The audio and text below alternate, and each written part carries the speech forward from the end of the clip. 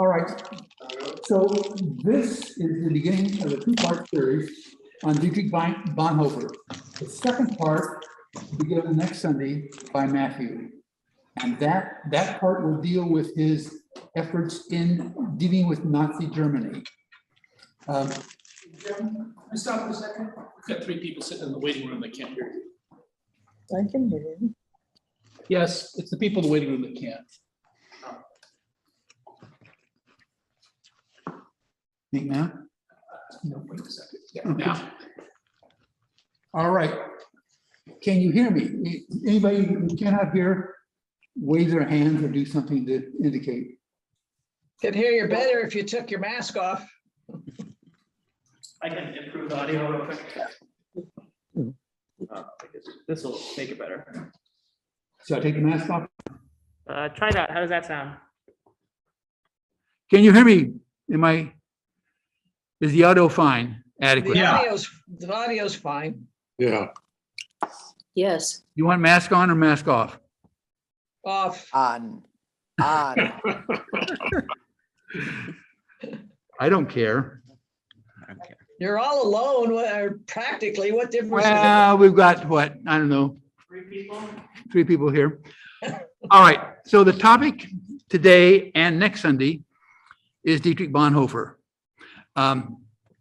Next Sunday, Matthew will be making the presentation using video that will focus on his years in Germany opposing Hitler.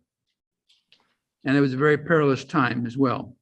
And he was out in front and exposing himself and eventually paid for it with his life. But this Sunday, we will deal with prior to, let me say it this way, Dietrich Bonhoeffer was a very bright student, very from a very privileged family. And he graduated with his Master's of PhD in divinity 3 years before he could take he was 21 years old at the time that he received that, and he could not become a full minister and have all the rights until he was age 25. So the people who were guiding his development felt that he should go to another country, preferably English speaking, and one that would broaden his experience. Not so much to get academic know-how, because he was steeped in that. And the choice was to send him to New York City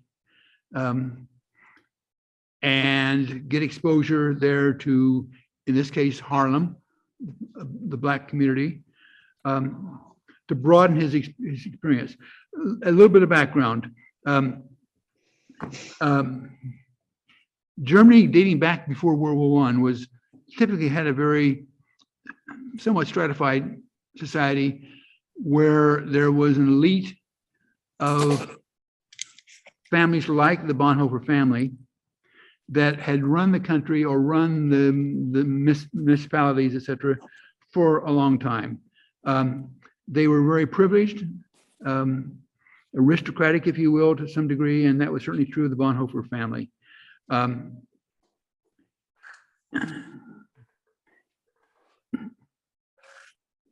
Dietrich Bonhoeffer was born in 1906 on February 4th in Breslau, which is in Prussia, was in Prussia, which has now borders have been moved since Germany lost 2 wars, and they paid a price for it by losing territory.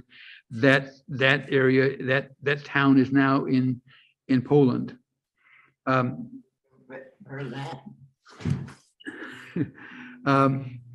year he was born, 1906, our president was Teddy Roosevelt, who was serving his 2nd term. And the Wright brothers had just 2 years earlier initiated the aviation age by their activities at Kitty Hawk, flying their heavier than, well, flying their aircraft. Their father, typical of aristocratic families, was well positioned. He was a psychiatrist and a neurologist, and a critic of Sigmund Freud. His mother's granddaughter, his mother was a granddaughter of a theologian, Karl van Hasse.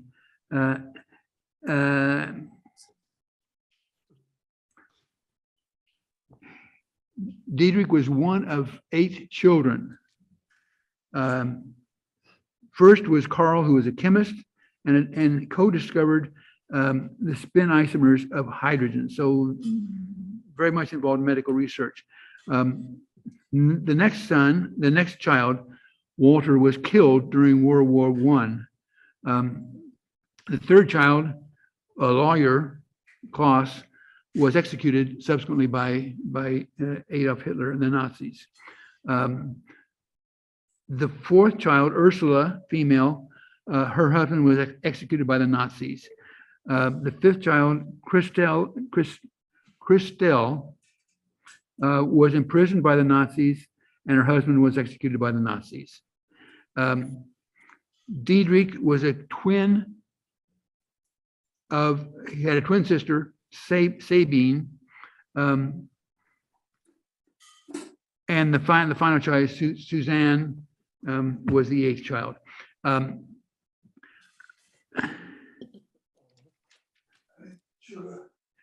Dietrich's, as part of their lineage, even after the war, Dietrich's cousin became the German ambassador to the UK in 1970 through 77.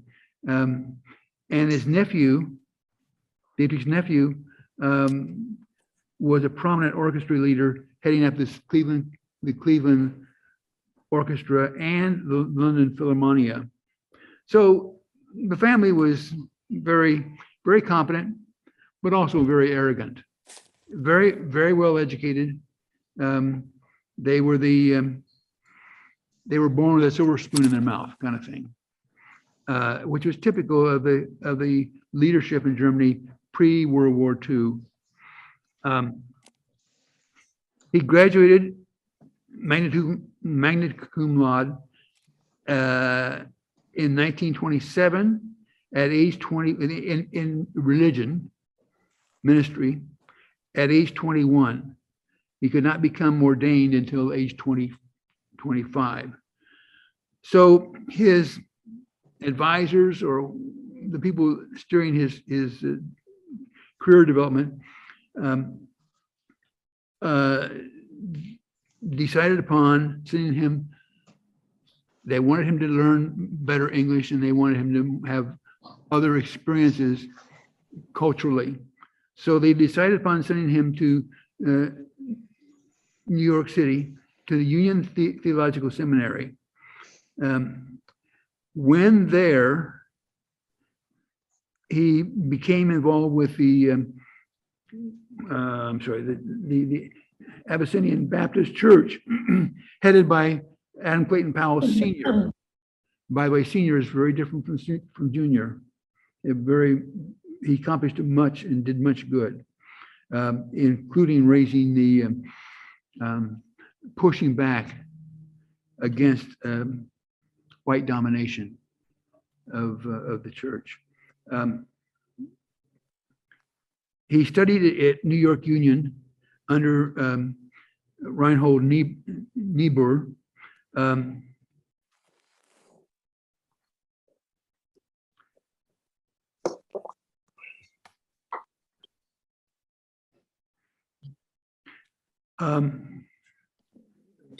Again, I use the term, he was born with a silver spoon in his mouth, and as his family, etc. And the experience in New York City primarily with the Abyssinian Church, headed by Adam Clayton Powell Sr., humbled him. He saw that there was a class war going on, that the blacks were being, at that time, were certainly being marginalized and not equals, discriminated against substantially. and limited. So he took up the cause. And in the process, he got to know people at the Abyssinian Church very well and identified with them. And he basically had a Jesus experience where he was working with the poor and working on a very personal basis. And his arrogance diminished substantially. All right, that's background. Now, there is a book which I recommend called Bonhoeffer's Black Jesus. Now, what exactly is meant by Black Jesus? In the book, and by the way, the author of the book is the person we're going to see on video in a few minutes. The book chronicles Bonhoeffer's, Dietrich Bonhoeffer, as he explored Haarlem's Black churches and encountered a Black Jesus culture. This Christology, Black Jesus culture, which Bonhoeffer learned in Haarlem's various churches, featured a Black Jesus who suffered along with the Black Americans in their struggle against systemic injustice and racial violence, and then resisted both. In the pews of Abyssinian Baptist Church, under the leadership of Adam Clayton Powell Sr., Bonhoeffer was captivated by this vision of Christianity that had evolved out of necessity in Haarlem. This Christianity included a Jesus who stood for the oppressed against oppressors, and a theology that challenged the way God is often misused to support harmful combinations of racism and religion. Bonhoeffer's Black Jesus, named the book, argues that Bonhoeffer's immersion within the Black American narrative was a turning point in his career, causing him to see anew the meaning of his claim that obedience to Jesus often requires concrete historical action. He had been a person of academia. He became a person of action because he had a cause that he felt in his heart. The ethic of resistance not only indicted indicted most German churches at the time, but also continues to influence the nature of Christian discipleship today. Bonhoeffer's focus had turned from academia towards action to overcome injustice. This lesson about injustice was not forgotten when Bonhoeffer later encountered Nazism. So he basically, from a person of letters to a person of action for a just cause. So I think, now let me, I think I've covered all that. All right, so we are starting at hopefully 17 minutes. Yes, by all means. Are there any questions? Hi, Kevin. Hello.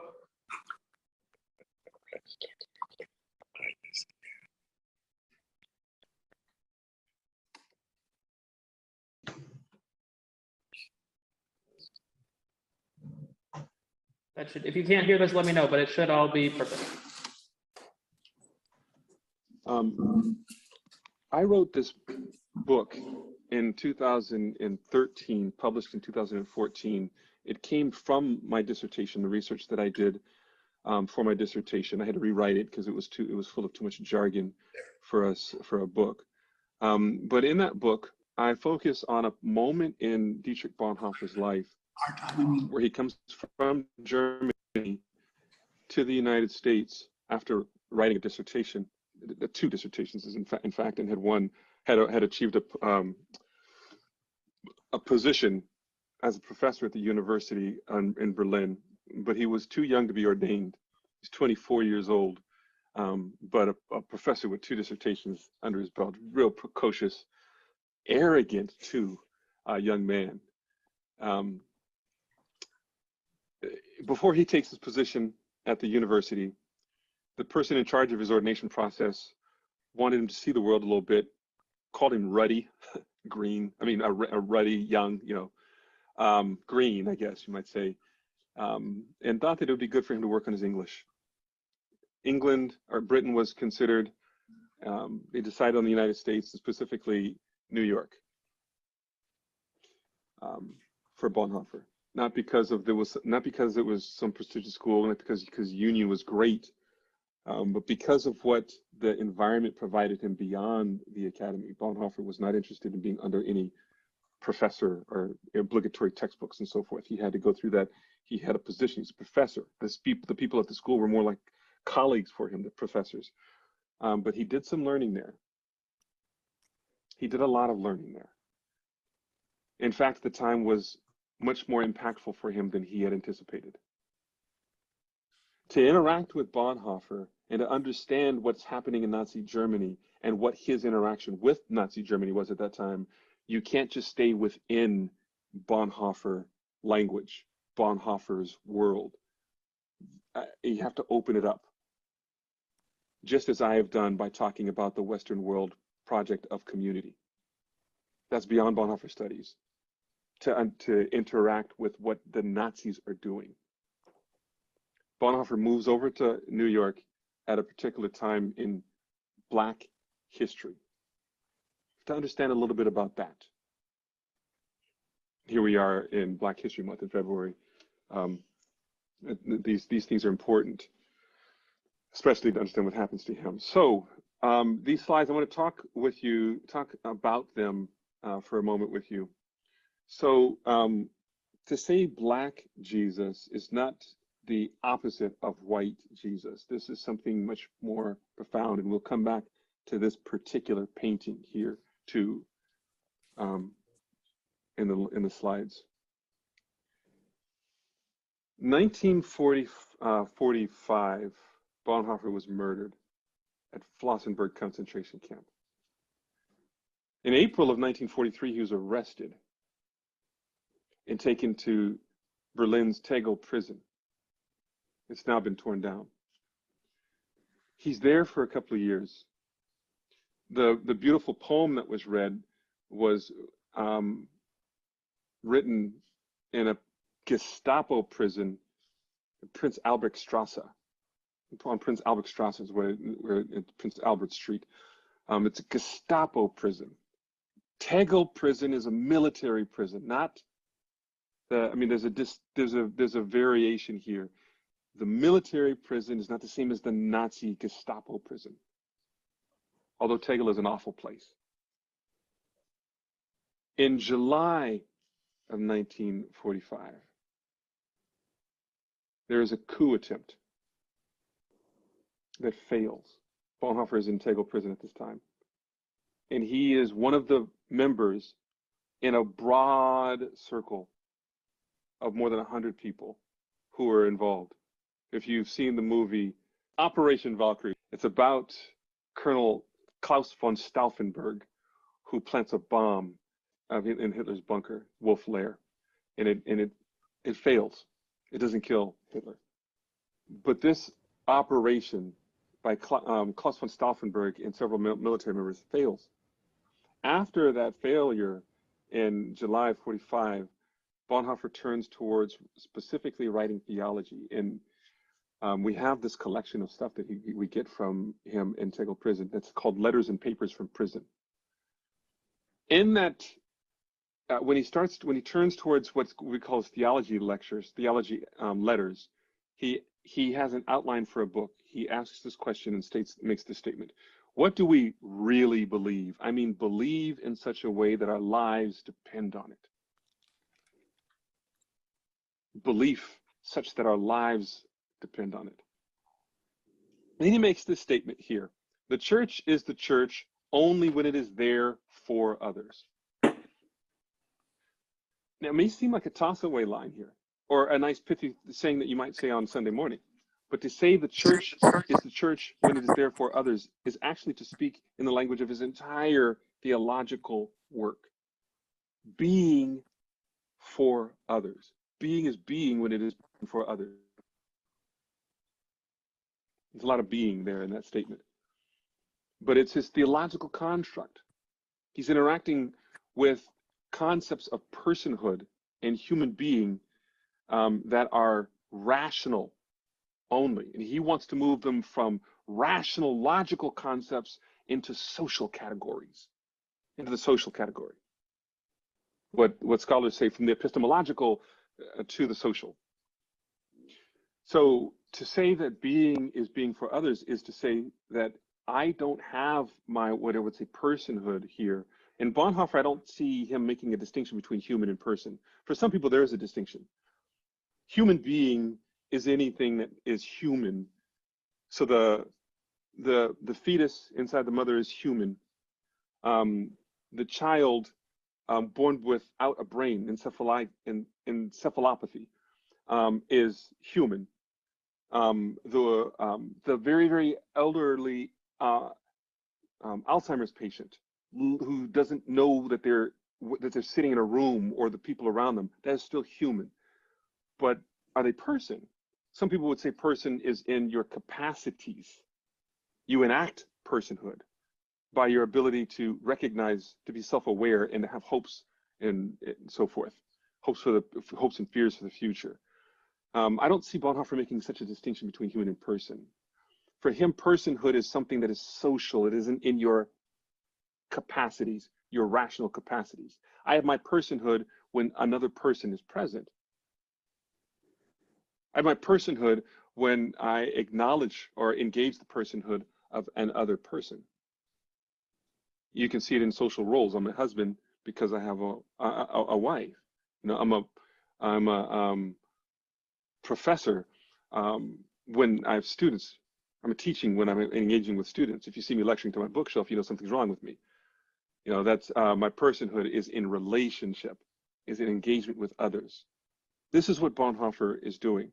The church is the church when it is there for others. Another way of saying that, he starts by talking about persons in this way as relational. Then he says that persons can be individual and collective. Using some German scholars, person could be individual, meaning you alone, and it could be collective, meaning when I was playing basketball at Westmont versus say Biola, the personality of Westmont is different than the personality of Biola. The personality of Kentucky, University of Kentucky is different than the personality of Duke University. There is an ethos there that makes it a person. And the individuals in that institution contribute to the collective personality of the university, and the collective personality of the university contributes to the individuals who attend. And that's a collective person. Jesus is, for Bonhoeffer, the collective person of the new humanity.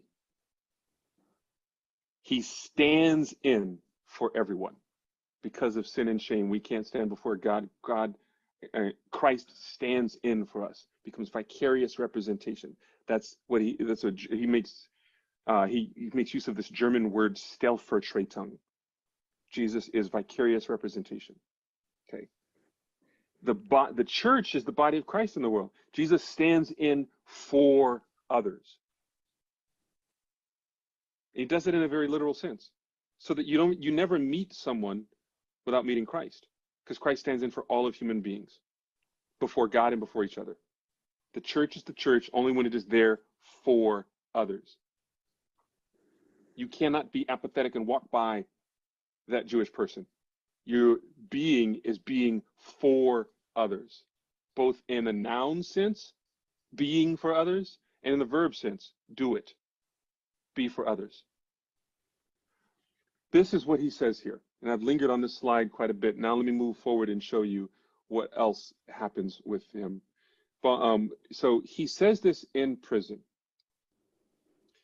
But there are some significant developments that happened for him to get him to prison. He's a traitor to a government that's being set up specifically for him. He is an Aryan, blonde-haired, blue-eyed, wealthy, well-educated Aryan man. The country is being set up specifically for him. And he's in prison when he writes this, as a traitor. How did he get there? How did this man become a traitor? And it's true, it's not too much to say that when he was executed and the war was over, people in Germany didn't know what to make of him and the group that were part of Operation Valkyrie. They didn't know what to make of him. These traitors. He's a traitor. How did he get there? Well, when he was 24 years old, he crossed the Atlantic Ocean, that space that had carried black bodies from Africa in the belly of boats into Europe, South, Central, and the United States, America, Central and North America, Americas, as cargo. That space, the Atlantic Ocean, that was the a place that consumed people. It was a deathly space that completely transformed people from tribal people, Aquapon, Yoruba, Igbo, so forth, into Negroes.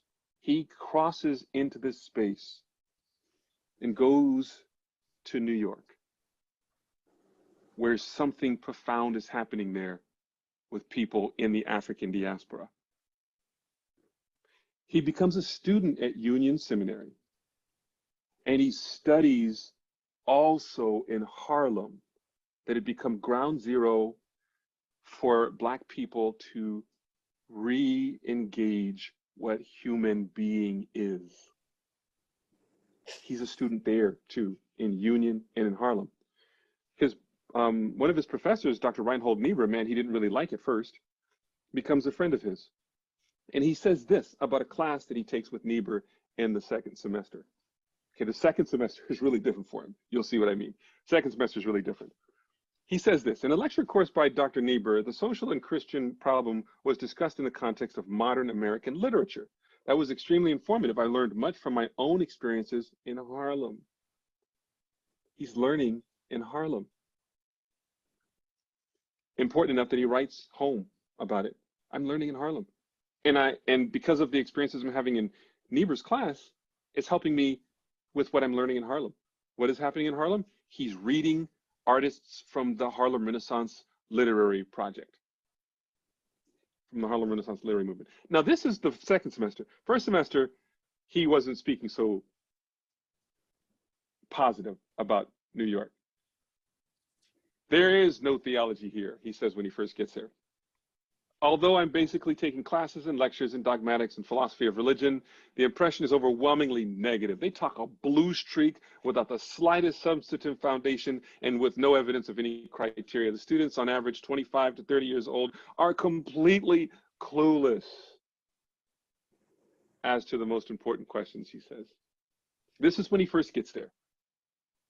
He spends a lot of time then, and Paul Lehman, one of his closest American friends, says nearly all of his free time in Harlem, so that you get this positive assessment later. Let's talk about what's happening in Harlem. This is a very clear change for him between the two semesters. What's going on in Harlem at the time? Well, the concept of human being is set in pieces. It's a dialogue that's being built over time. This piece of art that you see here from Leonardo da Vinci, Da Vinci's Vitruvian Man, is in fact, it's not just a piece of artwork. You may know this here, you may recognize this. It's it's an effort to solve a math problem. How do you fit a square inside of a circle? Can a square fit inside of a circle? I hate math, didn't study it, chose theology specifically so I wouldn't have to. So I wouldn't talk about the math here, but I will point to the conclusion. The conclusion here is solved by the dimensions of the dimensions of the human body, the perfect human body, the ideal human body. It's solved by the dimensions of the ideal human body, here rendered European, white, masculine. This is in the age of discovery. When I am in the undergraduate classroom, I say, what year did Columbus set sail? And they sing a song, 1492, Columbus sailed the ocean blue, blah, blah, blah, blah, blah. It's roughly about this time in the 1490s that Vitruvian Man, although Vitruvian Man had existed in other manifestations earlier, but this particular one with Leonardo da Vinci is sketched out. And even beyond the fact of the piece of art here, even beyond the fact that this art is sketched out, it's popular, it's the concept. When they head out from Europe in the age of discovery, they have in mind the perfect dimensions of the human body when they meet other bodies in other lands. It is the beginning of what I would describe as a human template, the center of the world, measuring other bodies by an idealized type of template, a prototype, not so much a prototype, an archetype, actually. This is the human. And this concept of the human is given divine sanction from the empires in Europe who see themselves as Christian. Christian humans. Jesus become human is representative by white European male flesh. He is the one burdened with the task of saving the world and representing God. And this 18th century representation of Jesus shows his triumph at his resurrection. If you look at the bottom of the painting, you'll see the blood of his enemies. The person who was guarding the tomb crushed. This is not from the Bible, but neither is this Jesus.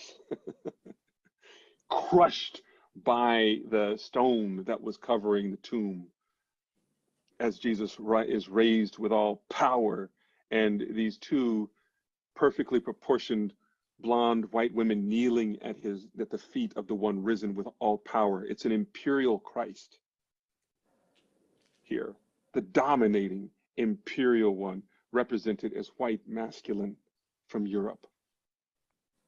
Okay. This is holy license.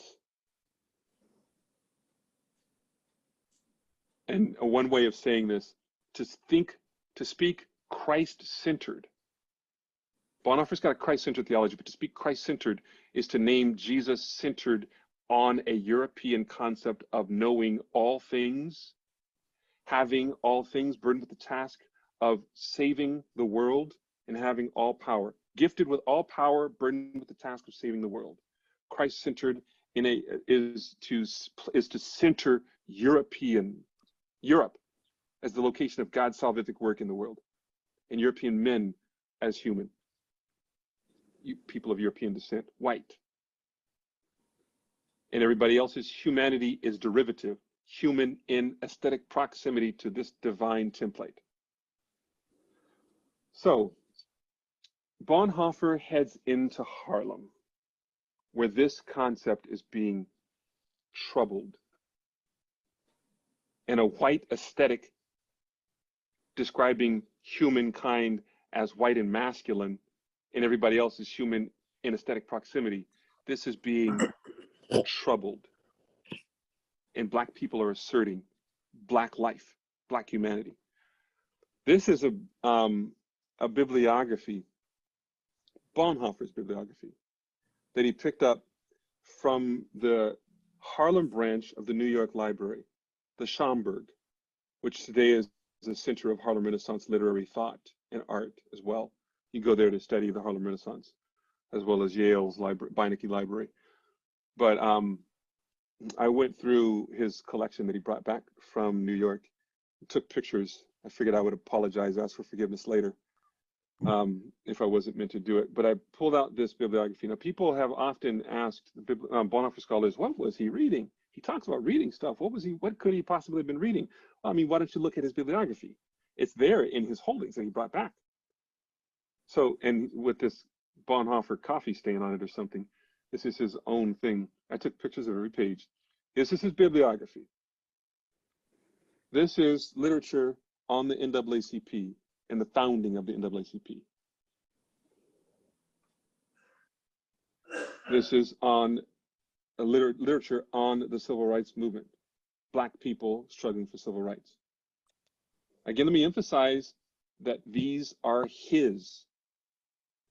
This is a box of Bonhoeffer's own belongings at the public library in Berlin. What he brought back with him from Germany, what they could salvage of what he brought back with him from Germany. Some of his stuff, his belongings were lost, but this is what we still have. The flyer advertising the trip to Harlem for Union students, likely the one that introduced him to Harlem initially, or I should say where he took a trip around Harlem. His friend Albert Franklin Fisher helped to introduce him to Harlem, whose family has become friends of mine. He kept the flyer. I found that interesting.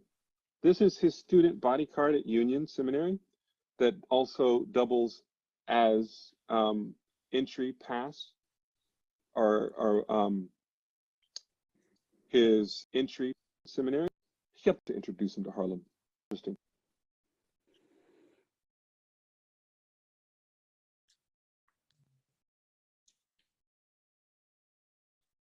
To change tapes or something.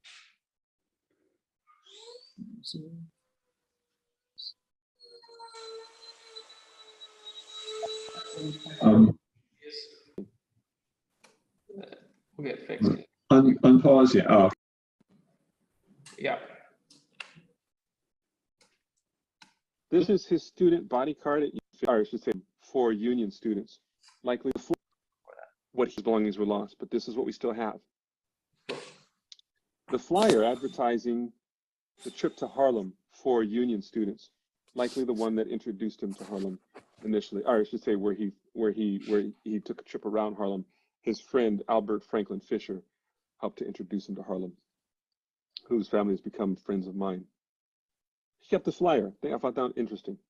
This is his student body card at Union Seminary that also doubles as entry pass or his entry card to the YMCA that was behind Abyssinian Baptist Church in Harlem. His membership card to the YMCA and student ID card. He says this in his end of the year letter also to the Church Federation office. I was introduced not only to the leaders of the young Negro movement at Howard College in Washington, but also in Harlem, the Negro Quarter in New York. Now, what does he mean? At the time, the Harlem Renaissance movement went by several names. The New Negro movement, the New Negro Renaissance, the Young Negro movement here, as Bonhoeffer is using it. What is this? It corresponds with the Great Migration that was happening at the turn of the 20th century. Black people were leaving the South in droves. They were leaving because of the lynch law, which was extrajudicial treatment of Black people. There was no law really in the country, but it is most specifically the hot seat of terrorism against Black people is the southern states. And they're being lynched without recourse to any kind of law that would protect them. One, it's terrorism. They're like refugees from a war in which they have no army or weapons to protect themselves, really. So, or to speak of. So they're leaving there in droves and they're heading to the north for the lynch law. Two, many of them are sharecroppers. Sharecropping is a way of addressing the problem after the Civil War when you've got, millions of skilled laborers, formerly enslaved, not getting any pay for their labor, who could farm, skilled farmers, no land. And then you had these people who owned land with no skilled laborers. They didn't know how to farm. Their slaves were doing it. They struck a bargain. You can work the land. I'll let you borrow the tools and the seed and the fertilizer and so forth, and a mule. And you just pay me when the crop is due. Many of them could not read, maybe even could do math, because it was illegal black education was illegal during enslavement, especially after 1839 and Nat Turner's revolt. So they were completely at the mercy of the landowner. It was another chapter in the story of slavery. They still lived on plantations, and they were still subject to white plantation owners. Okay. And the plantation owners kept them in perpetual poverty. To leave the plantation when you owe the landowner debt, when you owe him money, is to be at the mercy of the police. They owned those people who worked that land. It was another way of escaping if you could get out of that. That's one. So debt peonage. They were leaving the South for debt peonage. The third one was a pest on the crops. The turn of the 20th century, this thing called the boll weevil was eating the cotton crops. So whatever measly anything they could eke out of a crop to feed their families, if they could do that, was being destroyed by the boll weevil. So this infestation of this pest caused them also to leave. And then there was, right around the time of around World War I, 1914 to 1918, immigrants who were the largest population of people working in the factories in the North were staying at home to fight for their country in World War I, many of them. And there was a depth, I should say, a vacuum of workers in the factories. So they could leave the South and come up north and work in the factories and make much more money than they were in the South, in the southern states. Black people from the South began to populate urban centers in the North. New York was destination of choice. Harlem, Chicago, Philadelphia, Cleveland, and so forth, where you have Black populations in the North today that were populated by the Great Migration, this massive population shift fleeing the South. Harlem was the destination of choice. Washington, D.C. was also a destination. What he speaks of here was going to Howard University. He says Howard College. It was Howard College at the time. Going to Howard University, the school of his friend, his Black friend, Albert Franklin Fisher. Fisher takes him to Howard over Thanksgiving, and he sees another branch of the Harlem Renaissance movement. The movement took the name of Harlem, but it was a broader movement. There were branches of it in Chicago too. So he goes up there and he learns about the leaders there. And at that point in time, Alain Locke, the leader of the Harlem Renaissance movement, whose book, The New Negro, was a signature book of that movement, was teaching at Howard at that time. He's learning. And this is what they were addressing. There are lots of, some of these images are offensive, and I should warn you. Lots of images of Black people that do not come from Black people. The way white supremacy works is it names other demographics for them as it's describing white people. There is a deficit in everybody else. Where there is ugly in other people, beauty exists in white. Where there is stupid in other demographics, intelligence exists in whites. Where there was immorality in other people, morality exists in whites. Doesn't matter. You know, where there was cowardice in other people, bravery exists in whites. Describing other people is a way of describing white people, period. Uncle Remus is one of the characters that helped describe the full humanity of white people.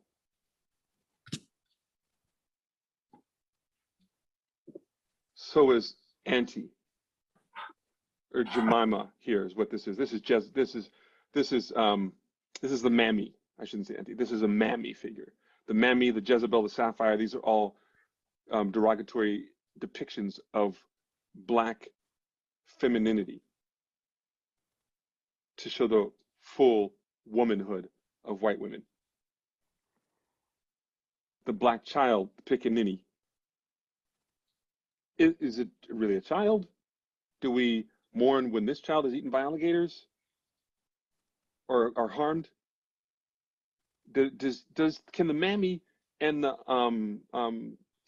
Uncle Tom figure, can they love their children, this child, like white people love their children? Because those are real families, white families are, but these are Black families, partial families.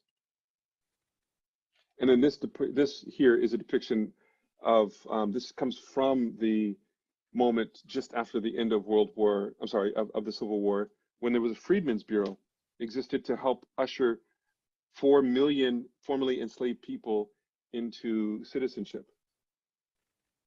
And there were white people in the South who were dead set against it.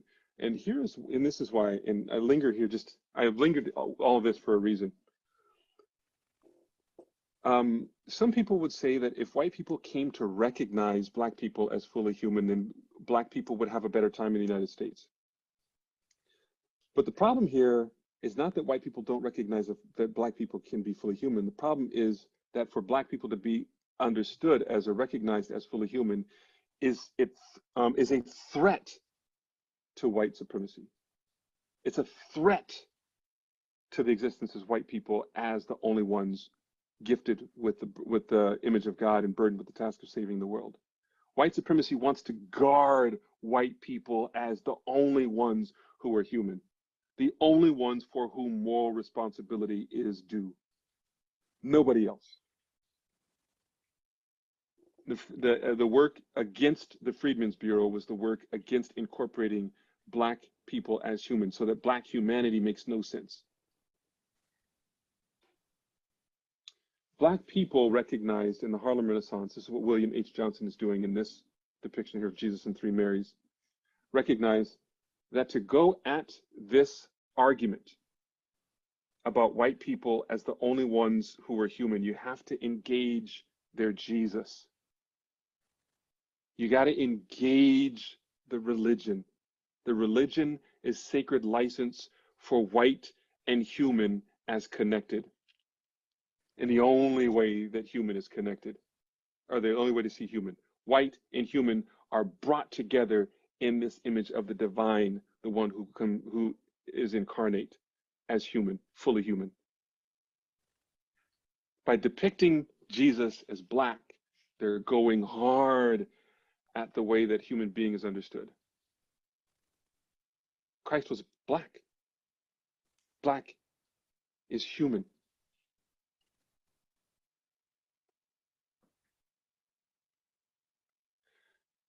In 1939, Bonhoeffer comes over again for a second trip, and he addresses this in an essay that he wrote. For American Christendom, the racial issue has been a real problem from the beginning. He does this study of Christianity in the United States, and he writes this essay called Protestantism Without Reformation. This is what we've got here. No standard understanding of the gospel that people share. For American Christendom, the racial issue has been a real problem from the beginning. The young, forward-looking generation of Negroes are turning away from the faith of their elders because they view its strong eschatological orientation as an obstacle to the progress of their racial rights. They can sing about heaven, you can have all this world, but give me Jesus. And the younger ones are saying, nah, I want some Jesus, right? I want some pie in this world here, not just pie in the sky. This is one of the dangerous signs of the church's guilt in past centuries and a great problem for the future. The fact that today the black Christ of a young Negro poet is pitted against the white Christ reveals a destructive rift within the Church of Jesus Christ. Many white Christians, through influential organizations, do whatever they can to improve the relations between the races, and that discerning Negroes recognize the serious difficulties. So I'll stop there in reading this. He's talking about the racial split within the church in the United States that has not gone away. He's recognizing it in 1939. He comes over, he studies this again. He even preached, likely, at Abyssinian Baptist at that time when he comes back. What is this Black Christ by a young Negro poet? He's speaking of a poem that was panned at the time. Harlem Renaissance literary scholars weren't so excited about this because of what happens here in this poem. But the poem is by County Cullen, a very brilliant young Black man whose stepfather was a preacher. And Cullen himself becomes one of the most significant authors or poets of the Harlem Renaissance. He writes this poem, and the poem is narrated by someone who has had some awakening. The narrator has had an experience with Christ, and he's telling his story to white America. This interaction with white America, hopefully dedicated to white America, is what he says in this poem, is to wake them up about humanity and about Jesus. He connects Jesus to the history of lynching. How Calvary in Palestine, extending down to me and mine, was but the first leaf in a line of trees on which a man should extending the world without end in suffering. Calvary in Palestine, the first. In this story, you've got it's a woman and her two sons. The two sons function in a role like Job's accusers, and the woman is a very zealous woman, pious Christian woman. One of the brothers, who's the one narrating, is defensive for his mother's faith early on. The younger brother, who's handsome and intelligent, is opposition. We're gonna try and fix the visual for a moment here.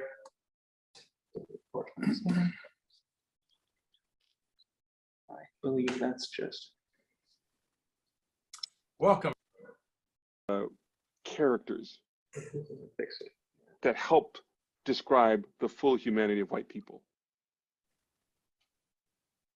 Intelligent is oppositional from his youth. A man was lynched last night. Jim, why? Jim would ask, his eyes star bright. A white man struck him. He showed flight. Maybe God thinks such things are right. Maybe God never thinks at all of us. And Jim would clench his small, hard fingers tight into a ball. Likely there ain't no God at all. God could not be if he deemed right that grief that ever met our sight. That's Jim speaking. Then Jim is lynched. There's a relational issue. One of the stories that always gets Black people lynched in the South is the claim that they assaulted a white woman. This is what got Emmett Till lynched. He wolf whistled at a white woman when he was 14. Black men lynched all over the South. And something along those lines brings on Jim's lynching at his home in front of his mother and his brother. The narrator sees his mother on her knees praying when her son, his brother, is being lynched. And he says, call on him now. I mocked and try your faith against his deed, while I with intent equally as sane, searching a motive for this pain, will hold a little stone on high and seek of it a reason why, which stone or God will first reply. What has he done for you who spent a bleeding life for his content? Or is white Christ too is he also distraught by these dark skins his father wrought? The men who come to do the lynching, no doubt, are Christians. What have Christians done in the face of oppression, or when people minoritized in any community are murdered? Joined them or been apathetic to it? This is the answer. Their Christ is white, dominating everything in the world, and complicit either in the actions or apathetic in the face of the actions. But something different happens here for him. His brother is murdered by these lynchers, white Christians. And in the morning, the brother comes back through the front door alive again. He's resurrected.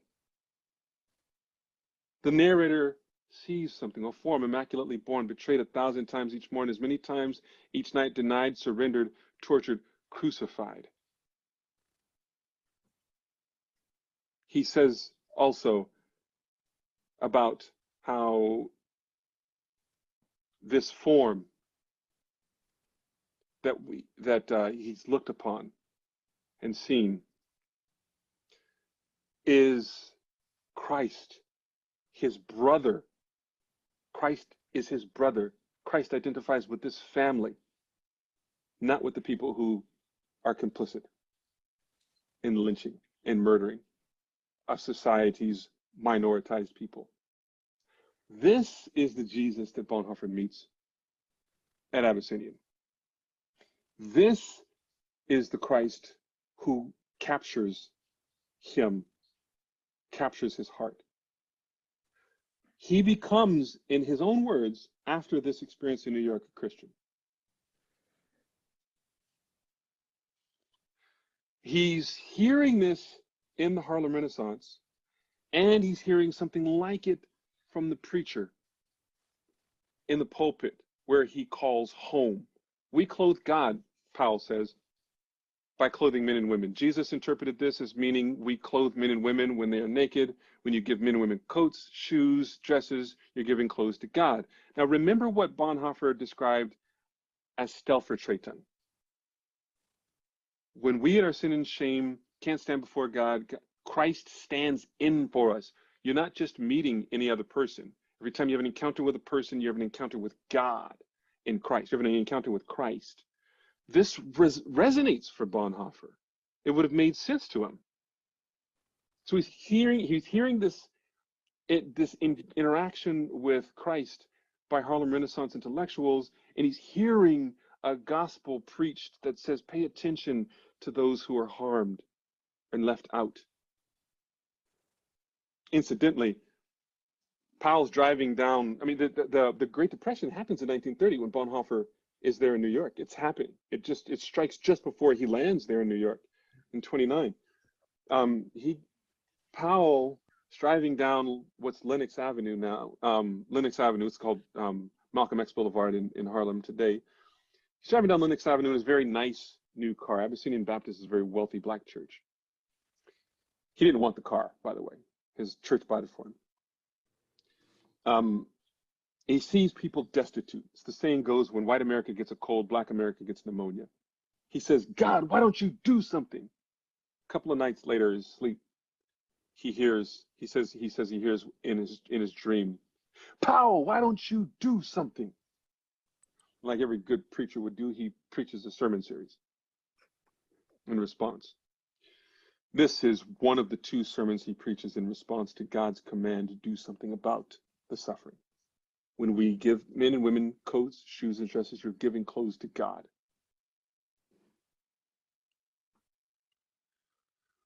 Bonhoeffer says, I heard the gospel preached in the Negro churches.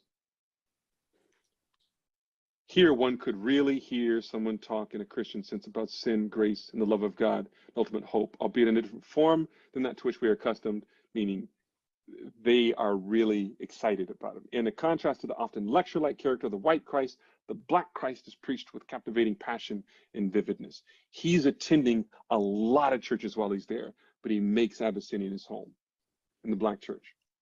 This, so Bonhoeffer's experience with white Christ in New York helps to illuminate the the movement that he comes to oppose in Germany, the German Christian movement. They are speaking in favor of an Arian. They also talk about an Arian Christ, indeed Judaizing the scripture.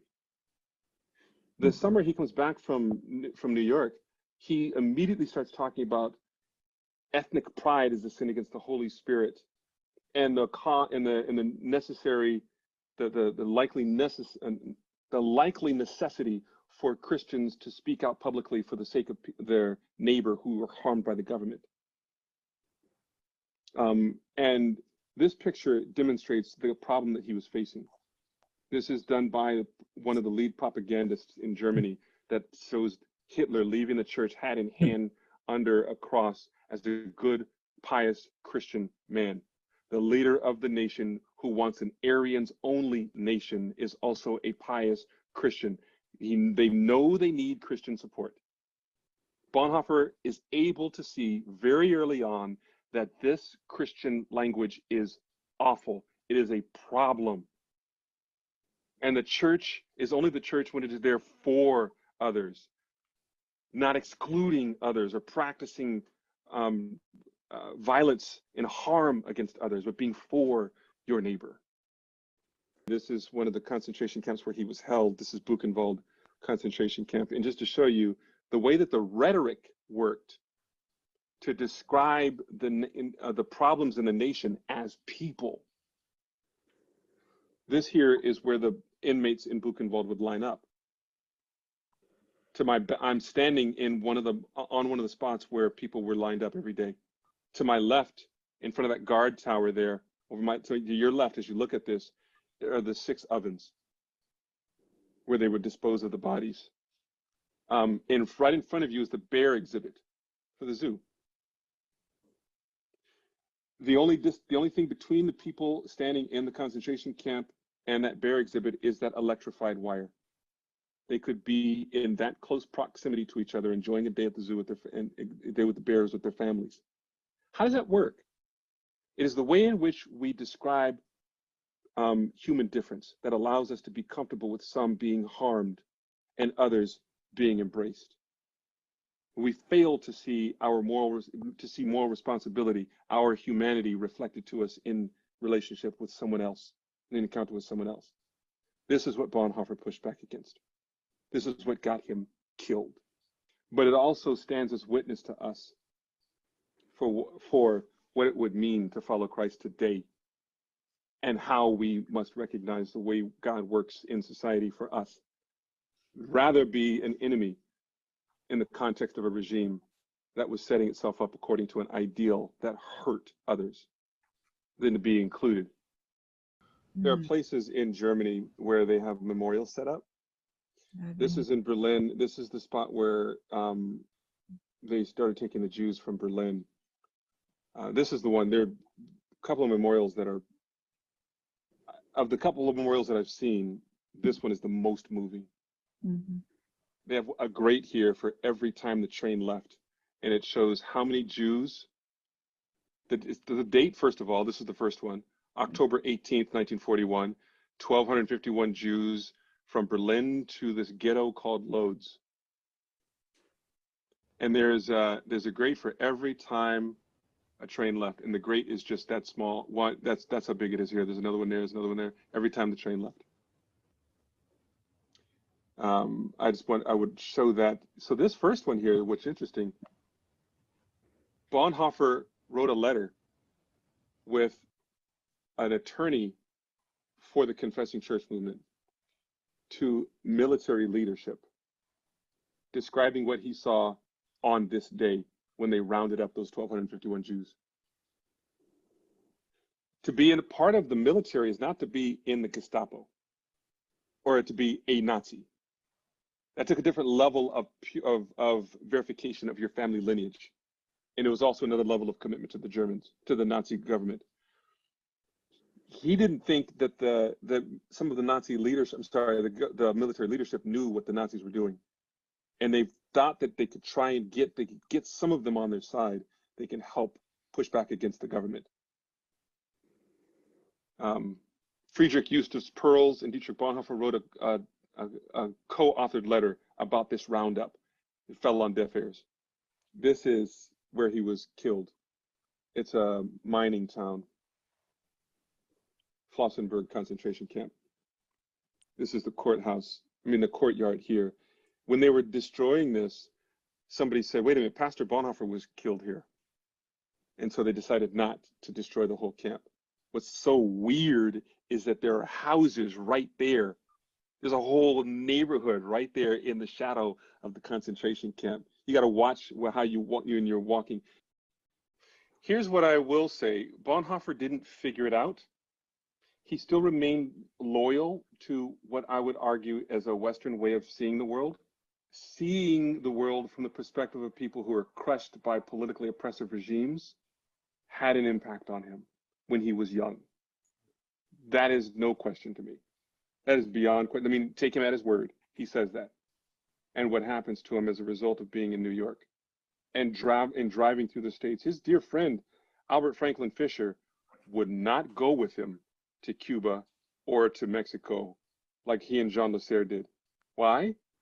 A black man in that car with those white men driving through the South? They were at a restaurant together. This was in New York when Bonhoeffer recognized that Fisher was being treated differently. Got up and left in protest. Bonhoeffer did. And he's 24, turns 25. He's young when this is happening. Now, the way people look at theology, the way the academy tends to work, people think that everything can be wrapped up by good theory. That you connect it very solidly to the Protestant Reformation and everything can be answered. When in fact, that is just not the case. We are not simply rational creatures. We are a collection of dimensions of the self that influence us in various ways. And something that is that's core to our being and the way we are oriented in the world is our formation in community. Bonhoeffer heads over into New York, and you know what it's like to travel a little bit, especially if you're young. It's his first time across the ocean. That moment was extremely informative for him. Broke him open to be the person that he ended up being. If it weren't for that moment, who knows whether or not he would have had the insight that he had later to be to resist the Nazis and to write so clearly about it too. May not have ended up here. Miles Horton founded the Highlander Folk School with Jim Dombrowski. Both of these men are from Union Seminary. Miles Horton meets Bonhoeffer in the lobby, student lobby. This is in my book. This is after church. Bonhoeffer is uncharacteristically emotional, he says. Okay, this typically logical German man, logical in his head most of the time. And Horton says, I think I saw what led to his death later, his connection with that church. And Reggie, this is your great contribution to Bonhoeffer scholarship to lift up the Harlem Renaissance theology and Bonhoeffer's connection with it. And Reggie, we're so indebted to you for that. And thank you.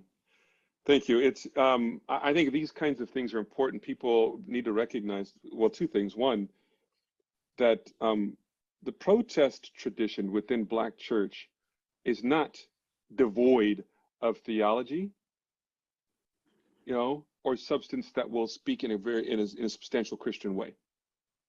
That this protest tradition is connected to abolitionist church, abolitionist Christianity. The Christianity that recognizes God not in the halls of power in speaking eloquently about theological concepts, but recognizing God in your neighbor, and the reason and the need to advocate for your neighbor. That's what's going on here. This is all at Flossenburg. And by the way, if you ever have the opportunity to go there, this is all set up as memorial. People think that there are actual ashes here. This is in the Valley of the Dead, where they just threw the ashes all together. They put this thing up here just symbolically. Do you see this as a form of reparations? The memorials all over Germany, the signage? Now it would be interesting. I don't know if I could say that as much as our Jewish friends and families who are there in that spot. I don't know what this does to help give them back their lives. There are things like an artist has done this work called Stolpersteiner, where he's collected the addresses of and the names of people who were murdered by the Nazis in Stolpersteiner, Stone of Stumbling. You're walking along the street in a given German town, and you'll see a bronze brick in the sidewalk.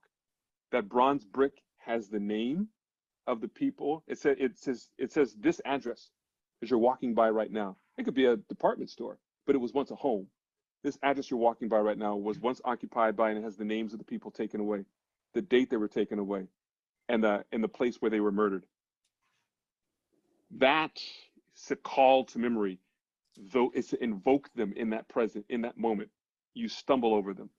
I think things like that are, and if one of my former professors, I got a chance to study in Jerusalem at a school that trains rabbis. And one of the lecturers there, her family killed in Auschwitz. She told the story of getting the courage to go to Germany finally. And when she was going into the subway, train station, she was stopped by a sign that said, "You have freedom of mobility today." But there was a time in the country when everybody didn't have freedom of mobility, and some people could not move about and just go and get on the train like you are about to do. We must never forget them.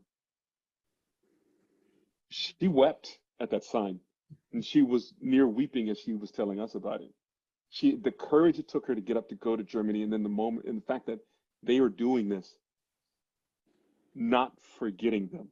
This country is trying really hard to whitewash the way it has treated Africans, people of African descent. Forgetting them, calling them other things. That's how this evil lives. Mm-hmm. Dr. Williams, you are a prophet in our midst. We are deeply indebted to you for this profound and prophetic presentation that will cause us to wrestle with these issues that you have raised from here on out. Blessings on you. We are your debtors. Thank you, brother. Mm-hmm. Happy to spend this time with you all. Next week, Indeed. I invite you to come and visit. Set you back up. Okay. So that's the end.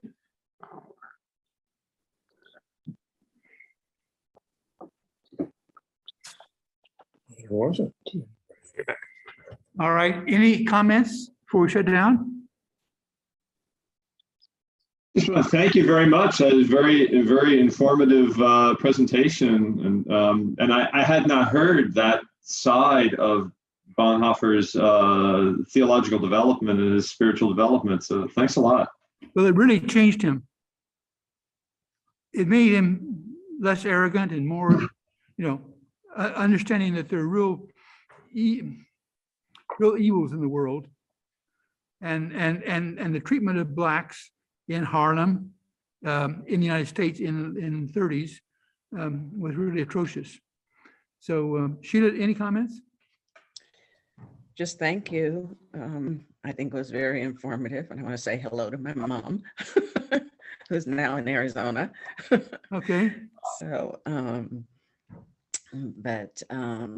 yeah, that was very informative. And I wish more people kind of understood this part of the history. And I know my mom has definitely talked about my great-grandmother moving my grandmother away from the South because of the lynchings, and her grandchildren that she wanted, grandsons particularly, that she wanted out of the South. So she helped set my mom's family up in Michigan. And and it was, go ahead. So I relate it to those reasons for the South, for that migration. And it's definitely been part of what I grew up understanding. Well, the fact that the South lost the Civil War was only the first step. The South found other ways to prevent blacks from really full citizenship. Certainly, in an economic sense, that was very true. They were still effectively Still trying. Yeah.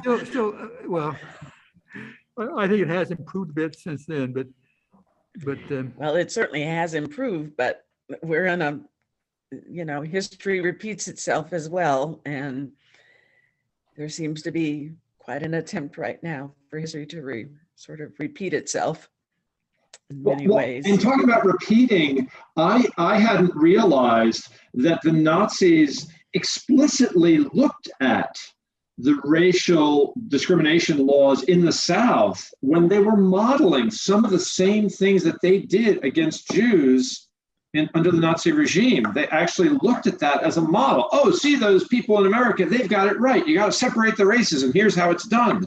And I didn't realize there was that specific, not just a vague, vague commonality of discrimination, but they specifically said, here's how it is instrumented, here is how it is implemented, and let's replicate that in Germany. It's really appalling to realize, the connections. well, the recording was very clear about, after the Civil War, how Southern landowners continued to effectively enslave blacks by charging them for use of what have you, fertilizer and all the other materials, at a rate that they could not pay, so they became indebted. And once they were indebted, the police could prevent them from traveling or capture them if they did travel without authority. So the South survived the Civil War and only lost a bit, not much of their control over blacks for many, many decades. And Any it other comment? continues to this day. It continues to this day. If you go, I mean, it's my understanding, if you go into Black neighborhoods, everything tends to cost more. They have transportation issues. A lot of it's poverty related, but I think to a large degree, this country has continued this. It's not as blatant and out there, but I think it's still a big issue. And I think as Christians, what he was saying is that we need to be doing something about this. The particular topic today was the impact that Black churches had on the development of Bonhoeffer. I mean, he saw a real cause. He could identify it with Jesus and Jesus' support and involvement with poor people. And he could see the same thing all these centuries later. So it gave him a cause. And before, when he graduated with his PhD, he was pretty much an academic and not, as I understand it. And he was really not engaged in the ills of society. But his exposure in Harlem changed all that. Made him brought it right in front of his face. So, any further comment? Might be interesting one sometime to learn more about the Harlem Renaissance itself and a lot of the poetry and writings that came out of that, and that maybe people have not been exposed to very much. Yes. Anyway. So next Sunday, Bonhoeffer has returned back to Germany, and Hitler has just won the what I guess you could call presidency. It took several months for Hitler to consolidate his power, but he certainly did so effectively, and that changed everything. So all right. a different phase, the final phase of Bonhoeffer's life next Sunday with Matthew. And the recording there, the recording we had here is maybe not the best recording I could have, not the recording I would have liked most to have had, but the recording next Sunday will be very effective. It's a much broader based audience that recording is aimed for. I think you'll appreciate it.